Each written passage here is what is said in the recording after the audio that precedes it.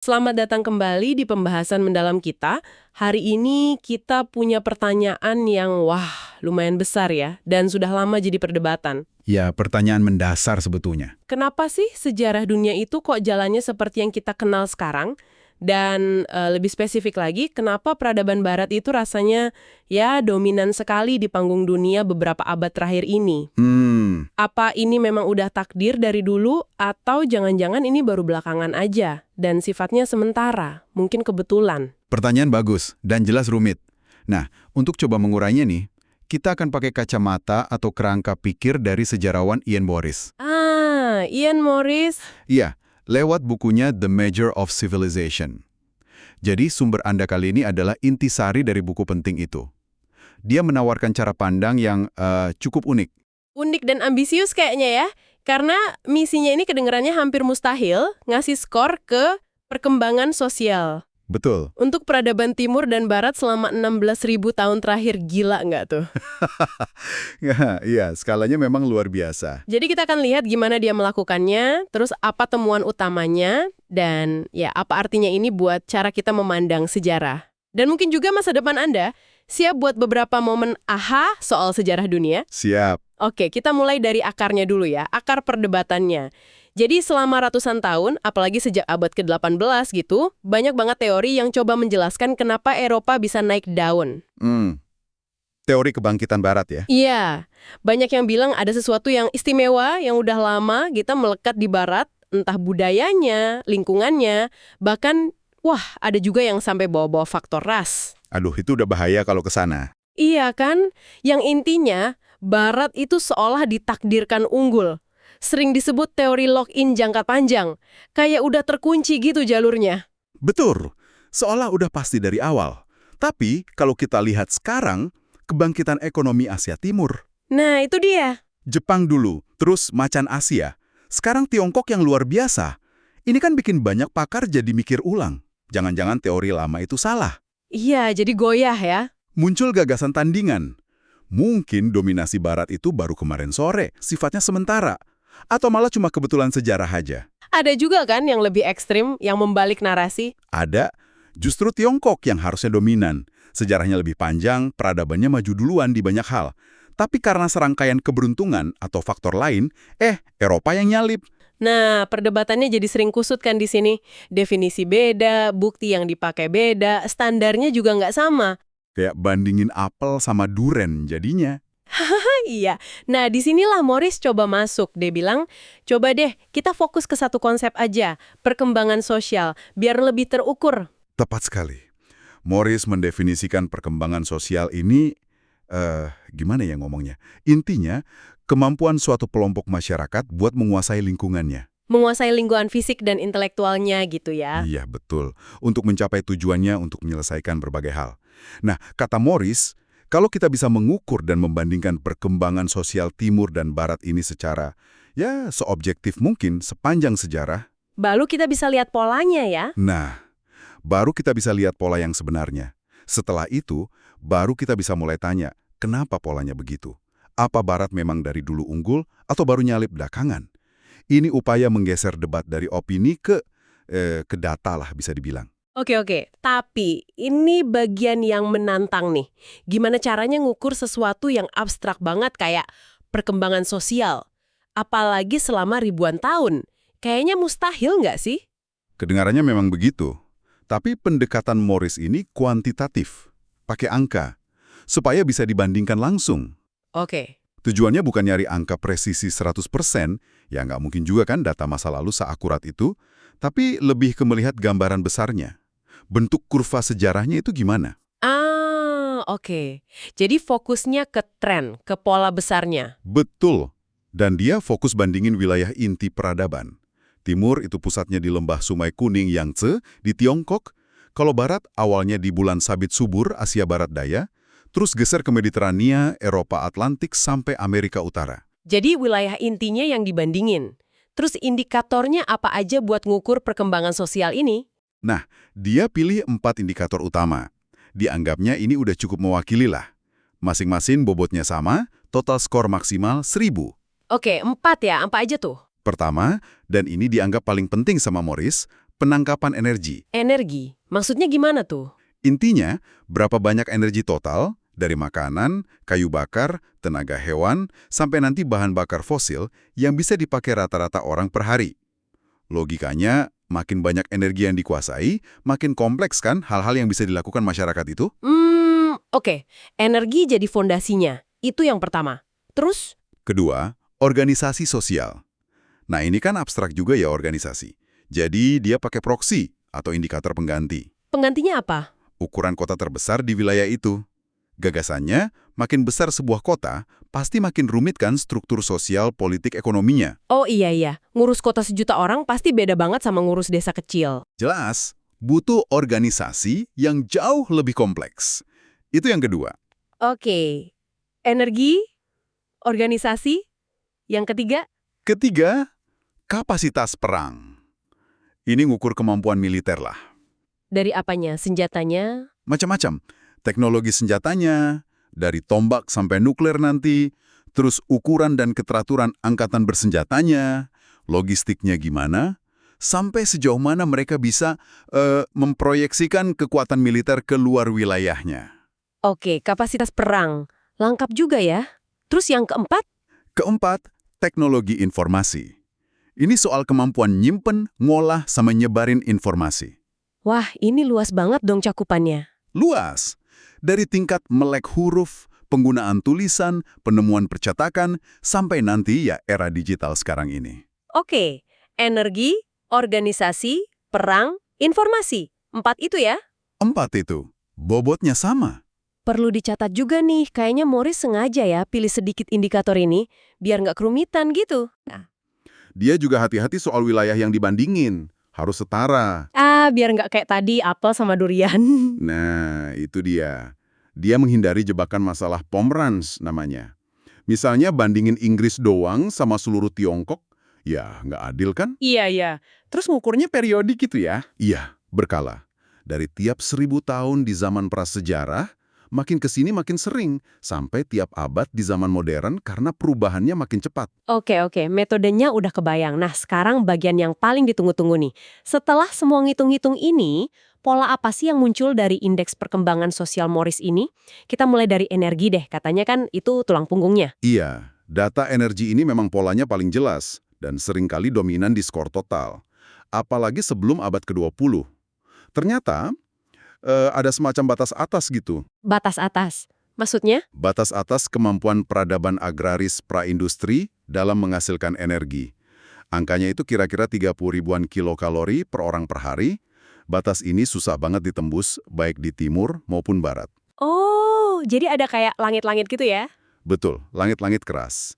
Kekaisaran Romawi pas jaya-jayanya, terus Tiongkok zaman dinasti Song, itu contoh peradaban yang berhasil deketin batas ini. Yang ngandalin pertanian intensif, tenaga hewan, biomasa. Oke, terus kalau dibandingin jangka panjangnya gimana antara timur sama barat menurut data energi ini? Nah, disinilah temuan yang, cukup mengejutkan dan menantang narasi lama. Gimana tuh? Jadi, barat itu memang sempat unggul di awal-awal. Setelah zaman es berakhir, sekitar 14.000 SM lah.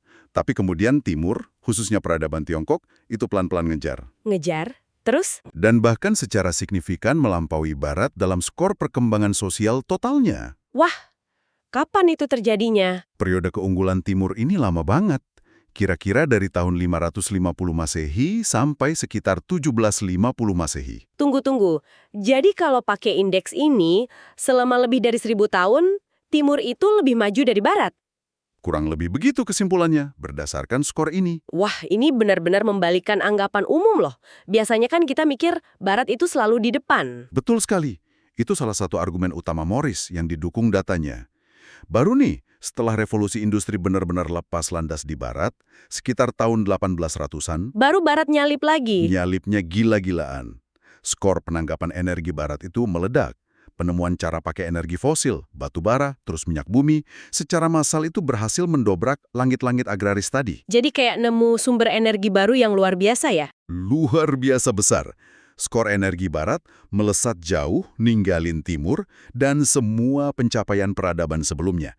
Sampai lebih dari 200.000 kalpahari di AS akhir abad ke-20. Coba bandingin sama batas 30.000 tadi. Jauh banget bedanya. Ini lompatan peradaban yang skalanya nggak pernah ada sebelumnya ya. Belum pernah terjadi sebelumnya, beda level. Luar biasa. Nah, kalau 3 indikator lainnya gimana? Organisasi, perang, informasi, apa ceritanya sama? Maksudnya Timur juga unggul di situ selama periode 550 sampai 1750 M? Secara umum, polanya mirip sih. 3 indikator lain itu cenderung ngikutin tren energi. Jadi, ya menunjukkan keunggulan Timur di periode pertengahan itu, terus ledakan Barat setelah 1800. Tapi ada catatan-catatan menariknya juga. Gimana tuh catatannya? Misalnya soal organisasi atau kota? Untuk organisasi, kota, ukuran kota terbesar juga nunjukin pola naik turun yang mirip. Roma di barat sama Chang'an, ibu kota Han dan Tang di Tiongkok, itu pernah sampai 1 juta penduduk. Wow, 1 juta di zaman dulu itu gede banget pasti ya? Gede banget. Itu batas yang susah dilewatin sebelum ada teknologi sanitasi sama transportasi modern. Nah, yang menarik, kota Hangzhou di era Song, abad 11-13 M, itu diperkirakan juga deketin angka 1 juta itu. Oh, jadi pas Timur lagi unggul ya? Pas banget. Ini nunjukin puncak organisasi perkotaan di timur waktu itu. Bandingin aja sama Tokyo sekarang yang 30 juta lebih. Beda skala lagi. Jauh ya? Oke, terus kapasitas perang. Ada perbedaan signifikan nggak? Kapasitas perang juga ada semacam puncaknya sebelum bubuk mesiu mengubah segalanya. Nah, di Eropa, antara abad 15 sampai 18, ada yang namanya revolusi militer. Itu karena apa? Inovasi senjata api, terus persaingan sengit antar negara-negara Eropa. Itu bikin kapasitas perang barat naik lumayan signifikan. Tapi, ledakan terbesarnya tetap aja di abad ke-20, dengan industrialisasi perang. Bayangin aja beda kekuatan senapan awal abad 20 sama senapan serbu modern, artileri presisi, kapal induk, apalagi nuklir. Iya, beda jauh banget. Skor kapasitas perang barat itu melesat tinggi banget di abad ke-20. Morris juga nyatet ada anomali nomaden. Anomali nomaden, apa tuh? Bangsa stepa, kayak Mongol. Mereka bisa punya kapasitas perang dahsyat banget pada masanya, tapi skor mereka rendah di indikator lain, kayak ukuran kota atau energi. Jadi perang ini agak unik polanya. Oke. Menarik. Terakhir, teknologi informasi. Teknologi informasi, polanya mirip lagi. Roma kuno itu tingkat melek hurufnya lumayan tinggi buat zamannya. Tapi pas runtuh, Eropa Barat mundur drastis. Gelap gitu ya masa-masanya? Bisa dibilang begitu. Nah, di sisi lain, Tiongkok di era Song itu udah maju banget percetakannya, penyebaran tulisannya, jauh ngalahin Eropa waktu itu. Jadi unggul juga di informasi ya pas itu? Bisa dibilang begitu. Tapi, ya, lagi-lagi lompatan eksponensialnya baru terjadi di era modern. Mesin cetak massal, pendidikan meluas, terus teknologi elektronik dan digital. Skalanya nggak kebayang lagi. Jadi kalau kita rangkum nih ya, temuan kuncinya berarti 1. Barat itu nggak selalu mimpin. Betul. 2. Timur pernah unggul. Dan lama banget, lebih dari 1000 tahun. Iya. 3. Kebangkitan Barat modern itu fenomenal, tapi relatif baru, dan kuncinya banget di energi fosil. Sangat terkait erat sama energi fosil, yang terus narik kemajuan di bidang lain. Organisasi, perang, informasi. Menarik juga tadi catatan soal pola siklus yang mirip antara Eropa modern awal sama Romawi kuno ya. Iya, Morris melihat ada kesamaan pola kebangkitan di sana. Oke, nah implikasinya apa nih dari semua temuan ini? Implikasi paling gedenya ya jelas kita jadi harus mempertanyakan lagi narasi yang simplistis soal superioritas Barat yang kayaknya abadi atau udah ditakdirkan gitu. Jadi lebih berimbang ya pandangannya? Harus lebih berimbang. Kalau kita percaya sama indeks Morris ini, keunggulan Barat sekarang ini ya fenomena yang cukup baru dalam sejarah panjang manusia. Dan sangat bergantung sama faktor geografis dan teknologi tertentu, terutama energi fosil tadi. Mengakui periode panjang saat Timur justru di depan ya? Betul. Jadi kita bisa lihat sejarah global dengan kacamata yang lebih adil lah. Lalu, gimana pandangannya ke depan? Morris kan sempat bikin proyeksi tuh, walau dia bilang spekulatif banget. Kalau tren abad ke-20 diterusin aja? Nah, ini bagian yang bikin, lumayan tercengang. Proyeksinya nunjukin skor perkembangan sosial Timur bakal nyusul dan nyamain Barat sekitar tahun 2103. Wah, nggak terlalu lama lagi ya sebenarnya. Relatif gak lama. Tapi yang lebih gila lagi, itu level skor yang diproyeksikan. Kedua wilayah diramalin bisa nyampe skor 5 ribuan di akhir abad 21. 5.000. Tadi kan dari zaman es sampai tahun 2000 cuma naik 900 poin ya. Iya, itu rentang 16.000 tahun, naiknya cuma 900 poin.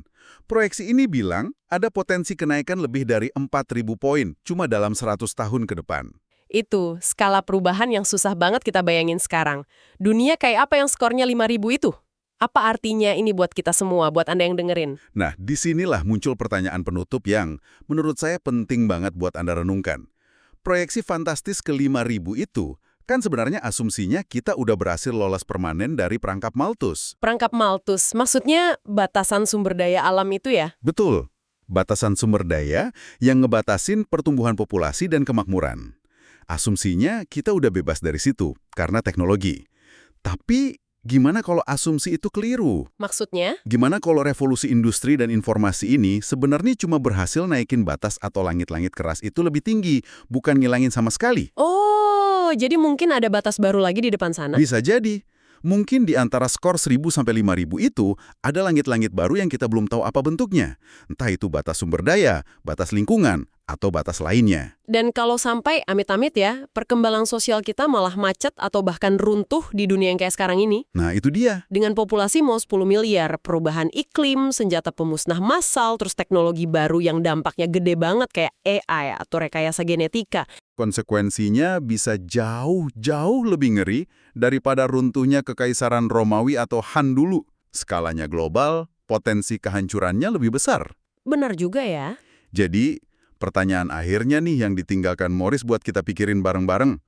Apakah lintasan menuju perkembangan sosial yang terus naik ini sesuatu yang nggak terhindarkan? Kayak ngikutin hukum sejarah aja gitu? Atau Pilihan dan tindakan kita hari ini soal energi yang kita pakai, cara kita kelola konflik, arah pengembangan teknologi, kerjasama global, itu masih bisa nentuin arah yang beda buat abad ke-21 dan seterusnya. jadi masa depan itu udah pasti atau masih bisa kita bentuk? Nah, itu dia pertanyaannya. Sesuatu untuk Anda bawa pulang dan pikirkan. Itu tadi penelusuran kita tentang upaya Ian Morris yang, berani banget ya, mencoba mengukur denyut nadi peradaban, memetakan pola besar sejarah Timur dan Barat lewat indeks perkembangan sosialnya. Sebuah kerangka berpikir yang memang memaksa kita melihat sejarah dari kacamata angka dan rentang waktu yang super panjang, beda dari biasanya. Tentu saja, kayak model kuantitatif manapun ya dalam ilmu sosial, pasti ada keterbatasannya. Ada asumsi yang bisa diperdebatkan. Pasti.